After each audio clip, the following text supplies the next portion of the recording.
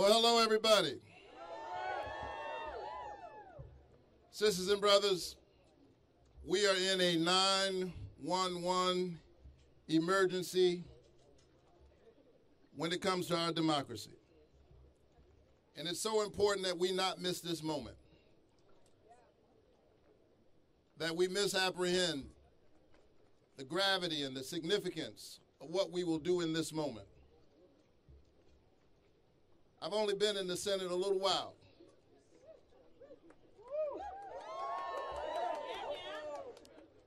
And I've already been there long enough to realize that it's easy for folk who become a part of this institution to become cynical, to say that we go and we debate various issues, and there is a practical side. We debate certain things, we win some, we lose some, we come back to the next Congress. But let me be very clear, this is not just some ordinary moment. What they are trying to do in Georgia and all across this country is to squeeze the voices of the people out of their democracy such that they can have minority rule, and we will not allow that to happen.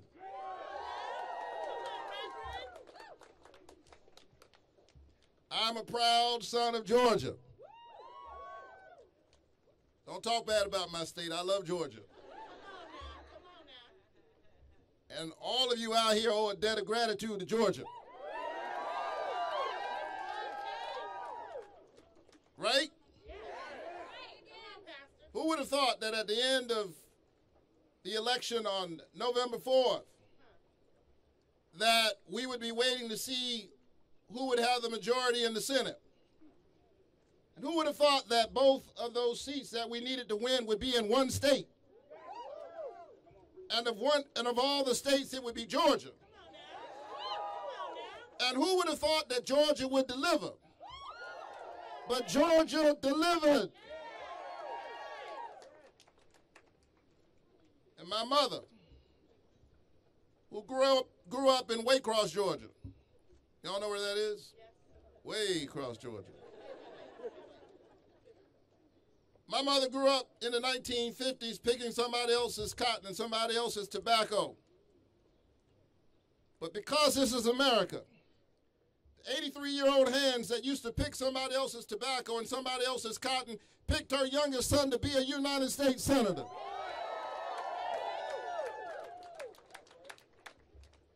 But I've never been interested in being in a position just to say I'm in a position. Whatever platform you have, you ought to leverage it for good in the world. And the most important thing we can do in this Congress is pass voting rights. Because after all, that's the only reason any of us serves in the Congress in the first place. Somebody had to elect us. We might sit in these seats, but we don't own these seats. They belong to the people, and the people ought to be able to determine who represents them. So thank you so very much. I'm proud of you.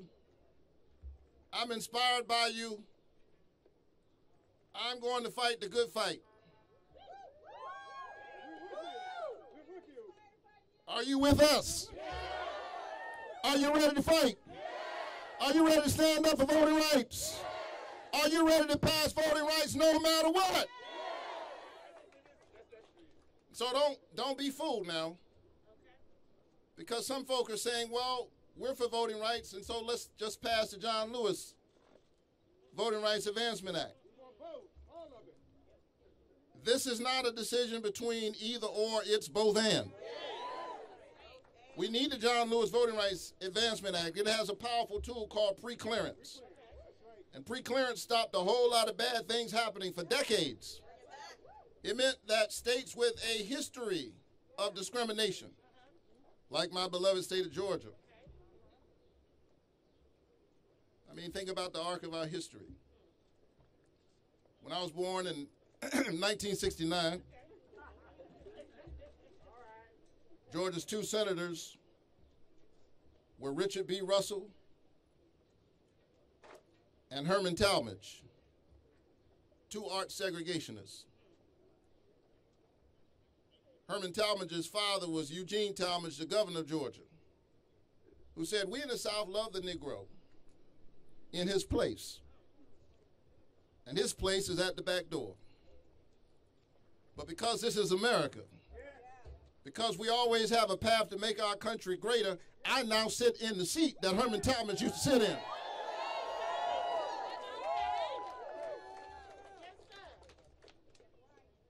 And so we have to continue to push us closer towards our ideals as a country. So the John Lewis Voting Rights Advancement Act is important because that powerful tool, pre-clearance, helped a lot of bad things stopped a lot of bad things from happening. What they did after my election and John Ossoff's election and so many elections all across our country is that they saw the emerging American electorate. And they decided that we're going to do something about that. Folk in power, driven by craven politicians and folk who are greedy, said we're going to hold on to the country no matter what. And so they passed all of these voter suppression bills, and the John Lewis Advancement Act, as important as it is, it won't do a thing to push back what happened in Georgia a few months ago. And so we have to expand the cords of our democracy. We have to provide minimal standards for our elections. That is the job of the Congress. And if the Congress won't defend the people's voices in their own democracy, we have failed to do our job in the most basic way. I love the John Lewis Voting Rights Advancement Act, but be very clear, John Lewis, I ought to know I was his pastor. John Lewis spent his last 10 years fighting for the provisions in the For the People Act. And so in his memory, and to secure the democracy for all of our children, we have to stand up in this defining moment in America. We can't dance around Senate procedure. No Senate procedure, no Senate rule is more important than people's constitutional rights. John Lewis understood that. And so as I close, and nobody believes a Baptist preacher when he says I close, I had the honor of presiding over John Lewis's funeral last summer. And as I was preparing for that, I asked myself, I wonder what he was thinking about when he was getting ready to cross that bridge. Here's what I know he was not thinking about. It never occurred to him that he would one day win a Presidential Medal of Freedom. That's not why he did it. It never occurred to him that at his death, 3 American presidents from both sides of the aisle would be there to pay him homage. That's not why he did it. He did it because he believed in the covenant that we have with one another as an American people. And sometimes we talk about the civil rights movement as if it rolled in on the wheels of inevitability. These were improbable victories. And so I don't listen to people who tell me that we can't pass voting rights in this Congress. We can pass voting rights in this Congress. John Lewis had no reason to believe that he could win when he crossed that bridge, but he decided to lay it all on the line. I think the biggest thing was, can I survive? He was hoping just to live to fight another day, and he crossed that bridge. So as I close, I said all of that to say to you that we have yet another bridge to cross in this American democracy.